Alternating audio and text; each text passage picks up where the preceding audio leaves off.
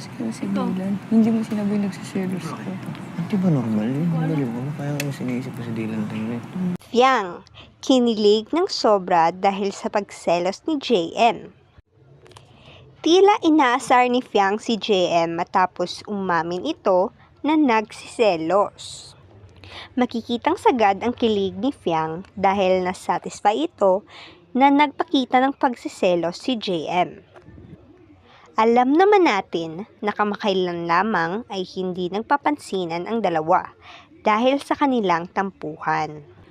Ngunit sa pag-amin ni JM ay tila nanumbalik ang ngiti ni Fiang na nakatatak sa kanyang muka basta't kasama niya lang si JM. Nakakatuwang makita ang pagkakaayos ng dalawa dahil sila talaga ang inaabangang love team ng lahat.